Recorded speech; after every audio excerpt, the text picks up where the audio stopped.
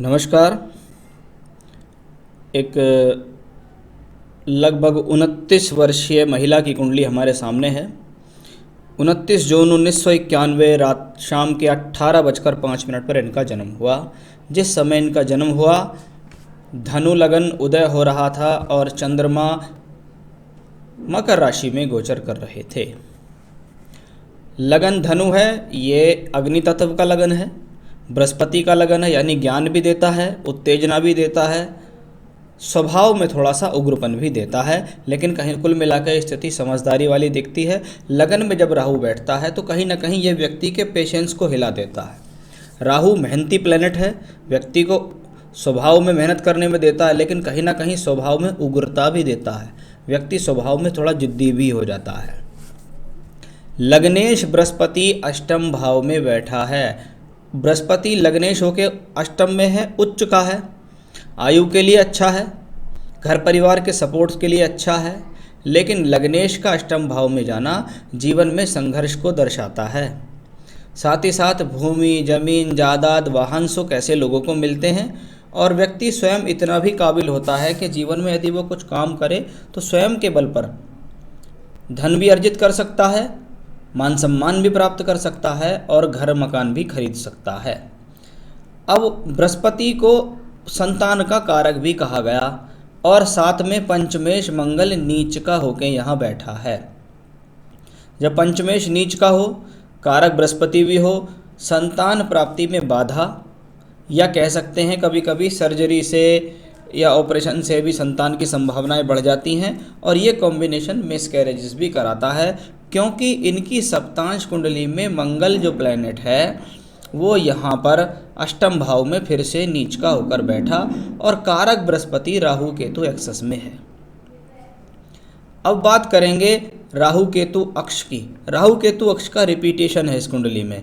यहाँ देखिए लगन सप्तम में राहु केतु एक्सेस, नवांश में भी राहु केतु एक्सेस। बहुत सारी हॉरोस्कोप्स पे इसके बारे में रिसर्च हुई थी और एक नतीजा तो फाइनल यही निकल के आया कि अगर लगन और नवांश दोनों में राहु केतु एक्सेस हो, ऐसे लोग भले ही कहें कुछ भी, लेकिन इनकी मैरिड लाइफ जो है वो अच्छी नहीं होती। अंदरूनी रूप से ये अपनी मैरिड लाइफ से संतुष्ट नहीं होते हैं। सातवें घर में सूर्य केतु के साथ संयोग बना रहा है और सप्तमेश बुध अपनी ही राशि में है।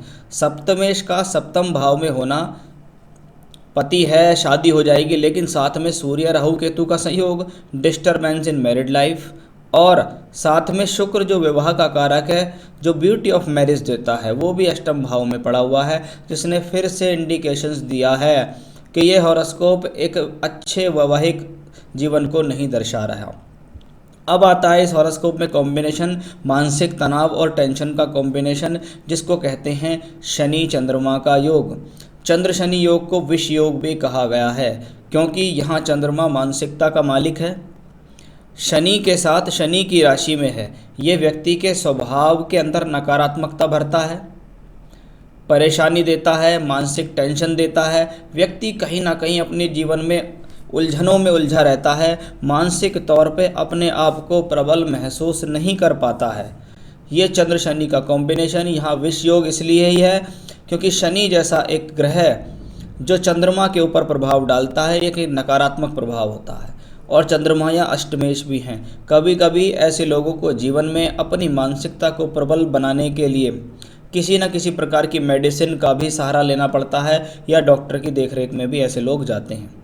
वाणी पर भी संयम रखने के लिए मैं यहाँ आपको कहूँगा, क्योंकि ये जो योग है ये वाणी पर संयम नहीं दे पाता है। कहीं ना कहीं व्यक्ति अपनी बात को सामने बोल देता है और उस बात को जो बोलने का तरीका होता है वो थोड़ा सा गलत हो जाता है, तो वो कॉम्बिनेशन भी दिखता है। लेकिन धन भाव का मालिक धन भाव में अष्टमेश के साथ है, यानी घर परिवार के लोग जहाँ पर ये पैदा हुए हैं वो लोग इन बच्चे के लिए हमेशा तत्पर रहते हैं, किसी भी प्रकार से, चाहे वो तन मन और धन सभी प्रकार से उसके लिए तैयार रहते हैं। बृहस्पति अपना अष्टम में उच्च का है, तो ये स्थिति भी अपने आप में ठीक है। तो ग्रहों की बात तो ये हुई कि कुंडली में ग्रहों की स्थितियाँ क्या हैं। नवांश कुंडली में राहु केतु एक्सेस है, ये मैंने आपको बताया, अच्छा नहीं है। नवांश में अच्छा क्या है? नवांश में अच्छा है उच्च का शुक्र, जो कि यहाँ लग्नेश होके बैठा है, ये कहता है कि प्रॉब्लम कुछ भी हो मैं वैवाहिक जीवन को टूटने नहीं दूंगा। लेकिन स्त्रियों की कुंडली में हमेशा ये देखना चाहिए कि बृहस्पति जैसा ग्रह है जो यहाँ अष्टम भाव में है और यहाँ नीच का हुआ है, ये पति का कारक है, इसलिए प्रॉब्लम्स तो आपको मैरिड लाइफ रिलेटेड्स आएंगी। चलिए, ये तो आपकी हॉरोस्कोप की बात हुई। दशाओं पे आते हैं। कुंडली देखकर मुझे लगता है कि भी अगर ऐसे लोग जीवन में वर्किंग हो जाएं तो ज़्यादा बेहतर रहेगा, यानी स्वयं के बल पर कुछ कर सकते हैं। राहु की महादशा आपको लंबे समय से चल रही है। राहु लग्न में बैठे हैं, बृहस्पति के फल दे रहे हैं, बृहस्पति उच्च की राशि में है, धन भाव से संबंध है, यानी राहु में क्षमता है अपनी दशा भुक्ति काल में आपको धन दे। लेकिन प्रोफेशनल चार्ट में राहु 8th हाउस में है, इसको कहते हैं जीवन में प्रोफेशनल लाइफ में संतुष्टि ना देना। भले ही व्यक्ति जीवन में कोई भी काम करता है लेकिन उसको कहीं माहौल पसंद नहीं आता, कहीं उसको संतुष्टि नहीं होती, यानी मानसिक तौर पर उसको अच्छा महसूस नहीं होगा। 19 मार्च 2020 से राहु में शुक्र शुरू हो गया। शुक्र अष्टम भाव में, साथ में नीच का मंगल और बृहस्पति भी, और इनको कोई संतान भी होने वाली है। नवांश में देखिए, सप्तांश में मंगल नीच का होकर शुक्र के साथ बैठा है, एक कॉम्बिनेशन बन गया है, यानी अचानक से डिसीजन लिया जा सकता है कि डॉक्टर ये कह सकता है कि इनको सर्जरी से संतान होगी, क्योंकि इसमें सर्जरी का कॉम्बिनेशन बार बार स्ट्रॉन्ग रूप में मुझे दिखाई दे रहा है। ये वाली जो डिलीवरी होगी, ये डिलीवरी थोड़ा सा टिपिकल डिलीवरी भी संभव दिखती है। कुछ उपाय मैं आपको बता दूंगा, लास्ट में आप उसको करते रहिएगा तो आपको उससे लाभ मिल जाएगा। तो डिलीवरी टिपिकल होने की स्थिति है। जीवन में जब जब राहु शुक्र की दशाएं आती हैं, राहु में शुक्र हो, शुक्र में राहु हो, ये दशाएं थोड़ी परिवर्तनकारी और थोड़ी सी कष्टकारी देखी गई हैं। राहु लगन में, शुक्र अष्टम भाव में, हेल्थ के लिए ये अच्छा कॉम्बिनेशन नहीं है, यानी शारीरिक रूप से कष्ट की स्थिति, हस्बैंड वाइफ के बीच में थोड़ा सा वैचारिक मतभेदता आना भी इस दौरान दिखाई देता है।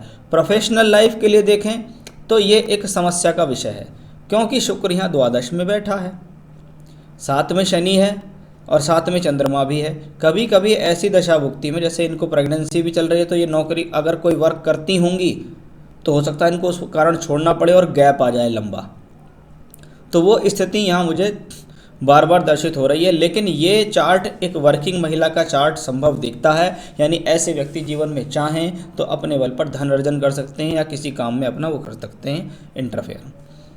तो आपने बताया 2016 में शादी हुई, इनको एक कन्या संतान है। फ्यूचर में नेम फेम मनी कैसा रहेगा? पैसे के हिसाब से ठीक है। नेम फेम की बात करें तो ज़्यादा बड़ा नेम फेम इस चार्ट में नहीं है, पर हाँ औसत तौर पे जहाँ रहेंगी वहाँ सही रहेगा।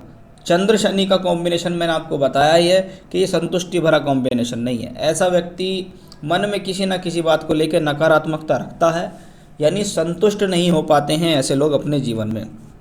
हेल्थ वाइज ज़्यादा अच्छा चार्ट नहीं, थोड़ा सा हेल्थ और थोड़ा सा मानसिक स्थिति दोनों डगमगा रही हैं इस चार्ट में। हस्बैंड का बिजनेस है और उनका बिजनेस कब अलग होगा, कब एक साथ हो जाएगा, देखिए वो हस्बैंड के चार्ट से पता लगेगा, उनकी कुंडली से पता लगेगा, इनकी कुंडली से पता नहीं लगेगा। ओवरऑल लाइफ कैसी है, जीवन में गोल्डन पीरियड कब आएगा? देखिए अभी बृहस्पति की दशा आने में बड़ा समय है, और बृहस्पति की दशा अभी इनको आएगी 2026 के बाद। बृहस्पति में एक तो गोल्डन पीरियड दिखता है कि बृहस्पति की दशा से गोल्डन पीरियड शुरू होगा, प्रोफेशनल लाइफ के लिए अच्छा होगा अगर इसमें कोई काम करेंगी। साथ ही साथ बृहस्पति की दशा में यानी अगस्त 26 से अक्टूबर 28 के बीच इनके जीवन में एक बड़ा स्थान परिवर्तन का योग बन रहा है, जो कि होगा ही होगा, इसमें कोई संदेह नहीं है। बड़ा स्थान परिवर्तन होगा और उस दौरान जीवन में कोई मकान का योग भी इनको बन रहा है। अब बात आती है, आपने पूछा एक लड़की है क्या लड़के का योग है? देखिए इनकी लग्न कुंडली, इनकी सप्तांश कुंडली देख के मैं एक चीज़ पर कंफर्म हो गया हूँ कि भाई कुछ भी हो, चाहे पहला हो, चाहे दूसरा हो, चाहे तीसरा हो, लेकिन इस व्यक्ति को अपने जीवन में पुत्र अवश्य होगा। ये हमने बहुत सारी रिसर्च शोध में देखा कि हाँ भाई ऐसे महिलाओं को जीवन में पुत्र संतान प्राप्त होती है। अब पहली होगी, दूसरी होगी या तीसरी होगी ये कहना मुश्किल है, क्योंकि शास्त्र में ऐसा कोई कॉम्बिनेशन नहीं है। लेकिन जो योग पर रिसर्च हम लोगों ने की थी तो उस पर हम यहाँ पक्के तौर पर श्योर हैं, क्योंकि ऐसे लोगों को मैंने पहली संतान में भी लड़का देखा है, बाद में 2 लड़की हो गई, पहले 2 लड़की हो गई, बाद में लड़का हो गया, एक लड़की हो गई, एक लड़का हो गया, लेकिन ये कॉम्बिनेशन कन्फर्म है कि हाँ इनको अपने जीवन में लड़का अवश्य होगा। साथ ही साथ मैं आपको बता दूं, कम से कम अपने जीवन में ये 5 बार गर्भ धारण करेंगी। 5 से 6 गर्भ धारण की कॉम्बिनेशन इस कुंडली में है, जिसमें मिसकैरेजेस भी दिखाई देते हैं। लेकिन लड़के का योग आपने पूछा तो मैंने आपको बताया हाँ लड़के का योग है। तो ये तो थी दशाओं की बात, कुंडली की बात। अभी जब तक आपको ये राहु की दशा चल रही है या कुछ भी है, आप रोजाना